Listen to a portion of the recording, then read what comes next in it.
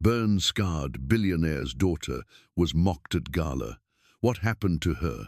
Stop this nonsense. You're humiliating me. The words thundered through the grand ballroom of Chicago, where golden chandeliers sparkled above flawless faces. Yet in that perfect light stood Evelyn Parker, scar carved across her face, clutching a trembling glass as her own father's voice cut her down. In a world built on power and image, she became the living proof of his shame. But what would you have done in his place? Defended her or buried her? Welcome to Emotional Echoes, a channel where emotions come alive and every story leaves a lasting echo in your heart. Please subscribe to Emotional Echoes channel. Help us reach 1,000 subscribers so more souls can feel these stories. Stay with my video till the very end and let me know where you're watching from so I can see how far this story spreads. Now, let me tell you a story you will never forget. In Chicago's most dazzling ballroom, where golden chandeliers cast perfect light on perfect people, Evelyn Parker stood like an unwanted shadow. Her navy dress fell gracefully to the floor, but it could not hide the scar that traced down her face. She felt every glance, every whisper, even when people thought they were discreet. Her heart pounded in her chest as if it wanted to escape the room, but her feet were locked in place by pride and shame.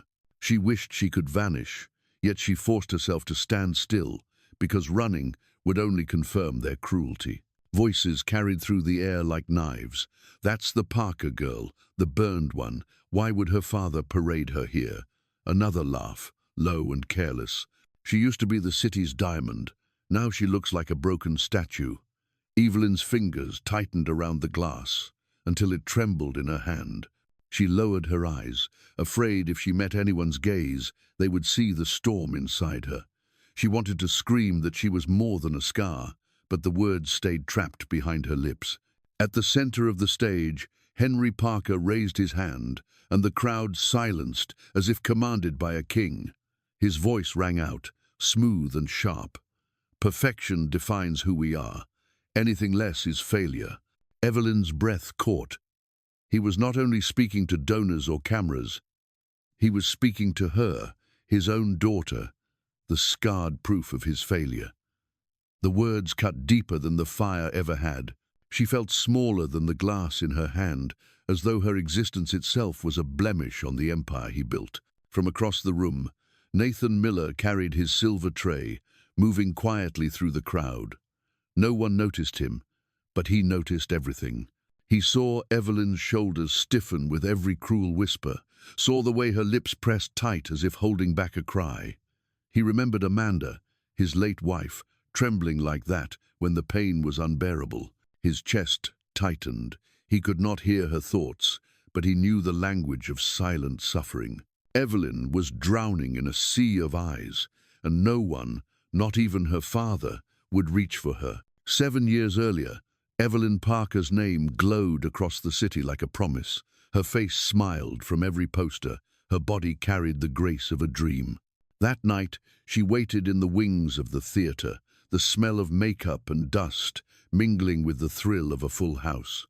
The music swelled, the curtain shook, and she thought nothing could touch her future. Then the smoke came, at first faint, curling above the stage lights. She brushed it off as nerves until the heat pressed against her skin like a hand that wouldn't let go. The audience murmured. Children in costumes coughed. Evelyn's chest tightened. She inhaled again and gagged, the smoke bitter as ash, scraping down her throat. Somewhere above, a spark cracked, and within seconds, flames roared like an animal finally released. Screams broke through the music. Costumes caught fire like paper, and dancers ran toward doors that refused to open. Evelyn's lungs burned, every breath a blade. Her eyes stung until tears streamed, mixing with the acrid sting of smoke. She shoved one trembling child toward the side exit, but the girl clawed at her arm, crying that the door was locked. Heat pressed against them from all sides, the air itself on fire. The ceiling groaned. Evelyn turned, saw the backdrop glowing red before it collapsed. The canvas came down like a curtain of molten fabric. Pain ripped across her face, searing hot as her skin sizzled and the smell of burned hair filled her nostrils. She wanted to scream, but her throat only dragged in more smoke, each breath a punishment. Still, she pulled another dancer under her arms, shielding the girl as her own skin blistered. Her last thought before darkness came was a desperate plea. Let them live, even if it costs me everything. In the hospital, the world returned in fragments. Beeping machines, cold sheets against scorched skin. A doctor's voice hushed, but sharp. She may live, but her face will never be the same. Evelyn tried to move her lips, but the bandages pulled too tight, every nerve screaming. The air smelled sterile, but under it lingered the phantom of smoke and singed flesh. The door opened. She hoped for her father's comfort, but Henry entered with 2 lawyers, his suit flawless, his face hard, his voice was steel. Get the press off my back. Spin this as an accident. She will not drag Parker Holdings into scandal. He never touched her hand, never asked if she had wanted to die in the fire. Days later, Evelyn's swollen eyes cracked open. She lay in shadow, listening to his voice again. She will never be on stage again. Hide her. The words fell like stones, sealing her fate. Her chest heaved, but the bandages caught her sobs inside. The flames had scarred her body, but her father's betrayal scorched her soul. The gala moved forward like a machine, every detail polished, every movement rehearsed. Yet Evelyn felt like prey trapped in a cage of marble and glass. A group of young guests gathered near the bar, their laughter sharp as they angled their phones toward her. One girl tilted her camera and whispered for the recording. This is perfect. The fallen princess of Parker Holdings. She used to be pretty. Now she's just tragic content. Their phones lit up as they uploaded her pain for strangers to consume, and each flash carved deeper into her chest. Vivian Moore lifted her phone high, narrating for thousands, watching her live stream. Look who showed up tonight. Evelyn Parker, the face of imperfection. Every angle caught Evelyn's image in the background, her scarred profile reduced to a prop for views. Evelyn pressed herself closer to the pillar, trying to hide her face behind her hair, wishing she could sink into the stone. Her throat burned with humiliation, but her silence felt like the only shield she had left. She wanted to vanish, yet she stood frozen, her pulse pounding against the glass in her hand. Nathan noticed from across the room. The way her hand trembled, as if it carried the weight of every cruel stare, brought back memories of Amanda, his wife in a hospital bed, trying to hold on while the sickness stole her strength. He remembered holding her fingers still, whispering that she wasn't alone, even when she thought she was. That memory twisted inside him now, as he watched Evelyn battle the same storm of helplessness. To everyone else, she was invisible, or worse, a spectacle. To him, she was a soul breaking in plain sight. Then Henry Parker's eyes swept the room and stopped on her. His jaw tightened, his voice sharp enough to cut through the music. Don't just stand there. At least try not to embarrass me. The words hit her harder than the whispers of strangers. They were heavy, cruel, and public, dragging her further into the pit of shame. Evelyn's breath shook, her eyes burning with unshed tears.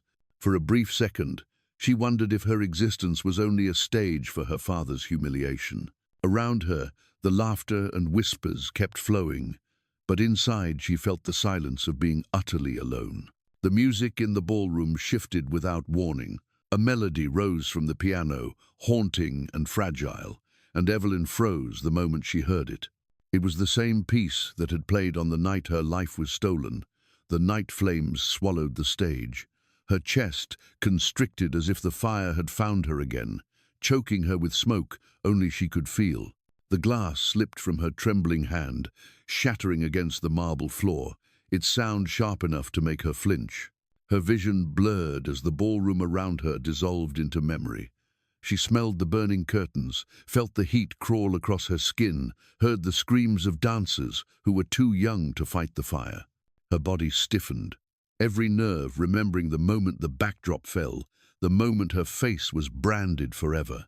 She wanted to run, but her legs would not move. Shame and terror clawed at her chest, and she lowered her head as whispers filled the room again. Nathan saw it all, the color draining from her face, the shards of glass at her feet, the way her fingers trembled as if she were holding invisible flames. Without a thought, he set down his tray on a nearby table. He stepped forward, his eyes fixed only on her, and extended his hand. His voice was low, almost tender, meant only for her. "Dance with me, not for them, for yourself." The room went silent, hundreds of eyes turning to watch the servant break every rule of status. The weight of the moment pressed down on Evelyn, and she shook her head instinctively. Years of hiding had trained her to refuse, but then, at the edge of her vision, she saw a small figure by the service door. Lily stood there, her little hands waving eagerly, her smile wide and unashamed.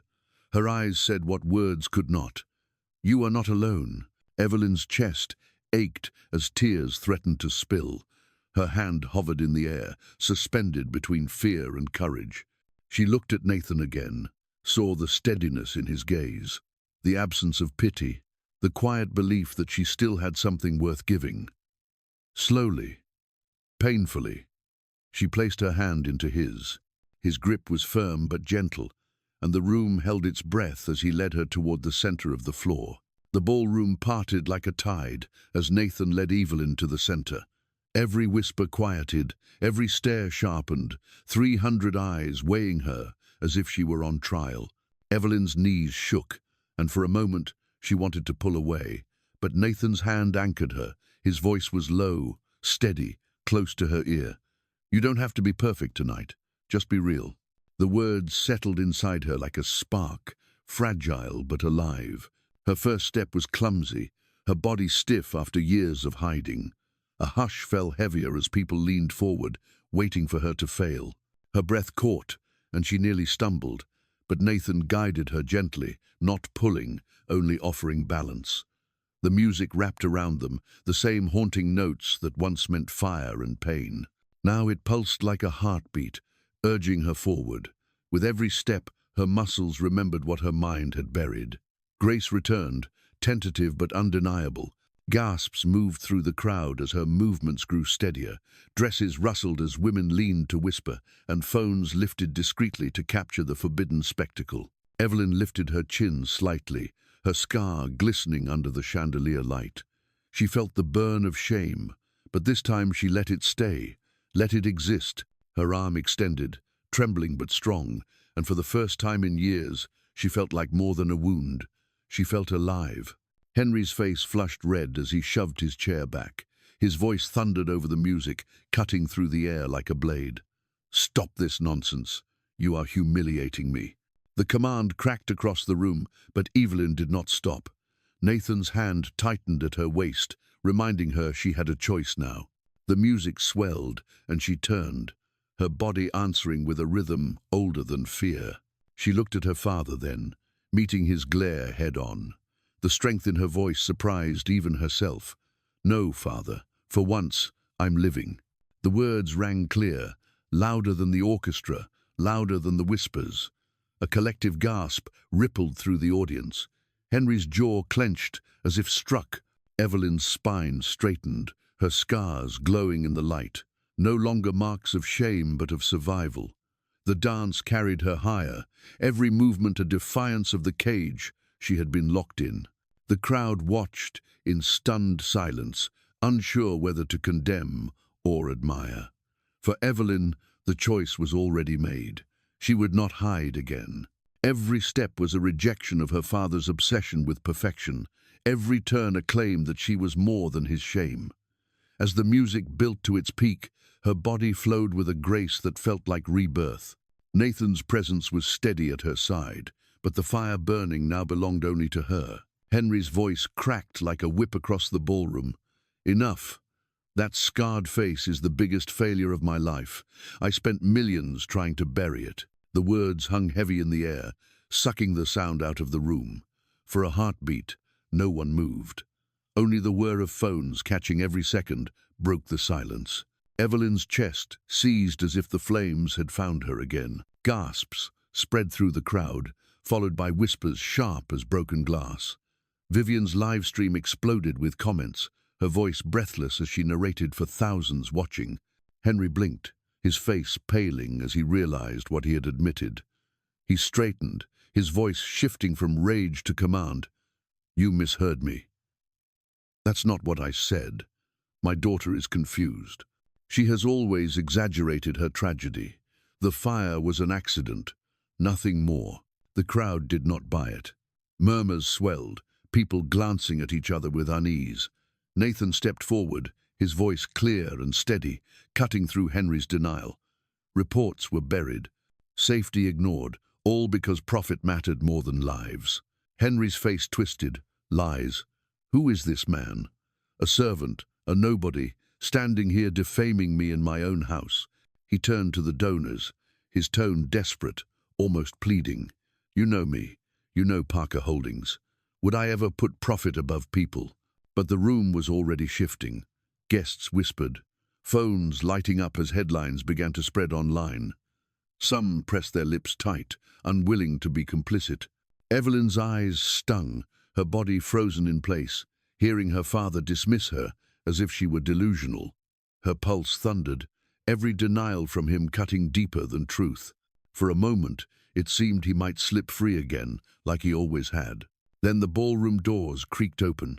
A hush fell as Corbin Hayes walked in, his steps slow but unwavering. A thick folder clutched in his hands. His voice carried the weight of years, silenced. "I filed every report, every safety violation, every warning ignored, and everyone signed by Henry Parker." He lifted the folder, the pages visible even from afar. "This is the truth he tried to bury." The room erupted. Some shouted for lawyers, others cursed under their breath. Investors pulled out phones. Board members muttered in panic. Vivian's live stream surged with viewers, her audience watching the empire collapse in real time. Henry reached out as if to snatch the folder, his mask cracking, rage spilling out. But it was too late. His denials drowned under the weight of evidence and the roar of a crowd that finally saw him for what he was. In the center of the storm, Evelyn trembled, but for the first time in years, she was not the one drowning in shame. It was him. Henry's fury finally boiled over.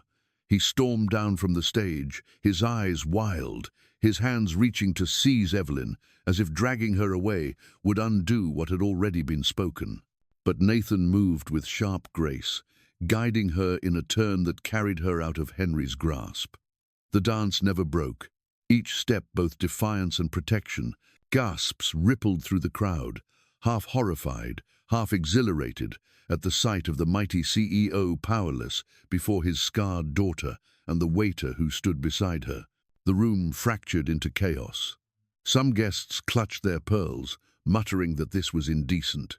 Others lifted their phones higher, eager to record every second of history unraveling in real time. Tears streamed down the faces of a few who had known pain themselves, who recognized in Evelyn's trembling body the weight of survival. Henry lunged again, but Nathan pivoted, his hand steady at Evelyn's back, keeping her upright, as if daring Henry to try once more. For the first time in years, she did not shrink. Evelyn's tears fell, but she raised her chin high. Her voice carried over the music, raw and unshakable. "I am not your shame. I am your daughter, and I survived." The words hit like thunder, silencing every whisper. Henry staggered back, his mouth open, no reply coming. Evelyn stood in the center of the storm, trembling yet radiant, the truth pouring from her like fire turning to light. Clapping began faintly in the back corner, a single pair of hands refusing silence. Another joined, and then another, until the sound rolled forward like a wave breaking across the room. Soon the ballroom thundered with applause, feet rising from the floor, strangers crying as they shouted for her. Evelyn closed her eyes, letting the sound wash over her. For the first time since the fire, she felt seen not as broken, but as whole. The storm did not end inside the ballroom. By the next morning, headlines screamed across every screen. Parker Holdings in crisis. Henry Parker under investigation. Stock prices plummeted before Wall Street even opened, and reporters swarmed the story of a daughter's scars and a father's downfall. The empire that once stood untouchable now cracked wide open in front of the world. But outside the gala, under the quiet night sky, Evelyn finally breathed. Nathan walked beside her, his steady presence holding back the weight of the chaos. When the service door opened, Lily ran straight into Evelyn's arms. The little girl looked up at her with pure wonder and whispered, "You were beautiful tonight." Evelyn's chest tightened, not with shame, but with a warmth she thought she had lost forever. Lily dug into her pocket and pulled out a tiny music box. "Mommy said music makes everything better. Now it's yours." She placed it gently in Evelyn's hand, the little key already wound, the soft notes spilling into the night air. Evelyn's fingers closed around it, trembling, and tears broke free, falling hot against her cheeks. After 7 long years of silence, she cried not from pain, but because she finally felt worthy of love again. Nathan watched her, his own eyes damp, knowing the healing had only just begun. The city lights flickered in the distance, but here, in this small circle of tenderness, Evelyn felt more alive than she ever had on any stage. She held Lily close, pressed the music box to her heart, and for the first time since the fire, she allowed herself to believe in tomorrow. The studio was small, the mirrors slightly cracked, the floorboards creaking with every step, but to Evelyn, it felt like a sanctuary. Children filled the space, some with prosthetic legs, some with wheelchairs, and little Lily spinning clumsily among them with a smile as wide as the Sunday. Evelyn guided their movements with patience, showing them that grace was not about perfection, but about courage. Her scar caught the light each time she bent down, and instead of hiding it, she spoke of it as proof that survival could also be beautiful. The children laughed when they fell, tried again, and found strength in each other. Evelyn's voice was gentle but firm, reminding them that every scar, every stumble, carried a story worth telling.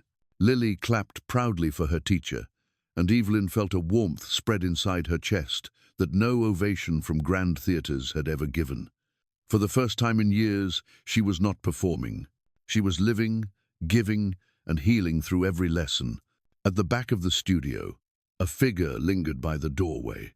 Henry stood quietly, shoulders heavy, eyes fixed on the daughter he had once tried to erase. He did not speak at first, but when the class ended and the children scattered, he stepped forward. His voice was lower than she remembered, stripped of power and pride. "I see you, Evelyn. Finally, I see you." She met his eyes, her own steady and unflinching. Her reply was calm, yet it carried all the weight of the years between them. "It's not enough, but it's a start." The words hung in the room like a fragile bridge between past and present. She turned back to gather her students, and Henry remained where he was, silent, knowing that healing was not a gift he could demand, but a path he would have to walk alone. 1 year later, the Riverside Theatre opened its doors again. The air smelled of new paint and polished wood, but the memory of fire lingered in the walls. Evelyn stood at center stage, no veil, no makeup to soften the scars. The lights poured down on her face, and instead of hiding, she lifted her chin higher. The audience hushed, every eye fixed on the woman they once called ruined. At the piano, Nathan began to play his new composition, Rise Again.